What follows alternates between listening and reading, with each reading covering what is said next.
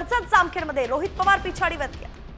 शरद पवारांची राष्ट्रवादी काँग्रेसला ही धक्कादायक बातमी आहे की रोहित पवार जे विद्यमान आमदार आहेत ते पिछाडीवर गेलेले आहेत. राम शिंदेनी निर्णायक आघाडी घेतली आहे. बघा, महायुतीने 200चा आकडा डबल सेंचुरी पार केलेली आहे. 205 जागांवर महायुतीने आघाडी घेतलेली आहे. महायुतीचे नेते आता आनंदित असतील, त्यांना दिलासादायक चित्र आहे सगळं.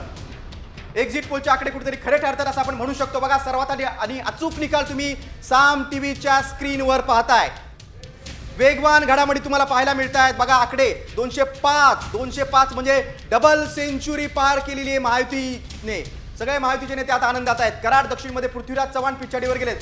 दिग्गज नेते आहेत, माजी मुख्यमंत्री आहेत आणि पहिल्याच फेरीत तब्बल 1590 मतांनी पिछाडीवर घेतलंय. हे चित्र काही काँग्रेसला खास नाही. आणि खरं तर सांगायचं तर काल आणि परवा सामने जो त्यांचा हे साम टीव्हीने एक्झिट पोल दाखवला होता त्यामध्येच आम्ही भाकीत केलं होतं की पृथ्वीराज चव्हाण हे जे आहे त्यांना कराड दक्षिणमध्ये झटका बसू शकतो, ते पिछाडीवरती जाऊ शकतात. तर त्यांच्या समोरचे उमेदवार जे आहे अतुल भोसले ते या ठिकाणी संभाव्य आमदार म्हणून असू शकतात. आणि हाच कल कुठेतरी बरोबर निघताना दिसतोय. साम टीव्हीचा कल कुठेतरी बरोबर दिसतोय. अतुल भोसले हे भाजपचे उमेदवार आहेत आणि खूप जोर लावला होता. फडणवीसांनी ताकद लावली होती पृथ्वीराज चव्हाणांच्या विरोधात आणि आपण बघतोय की पृथ्वीराज चव्हाण आता पिछाडीवर आहेत. माजी मुख्यमंत्री आहेत, ज्येष्ठ नेते आहेत. पहिल्याच फेरीत तब्बल 1590 मतांनी पिछाडीवर गेलेले.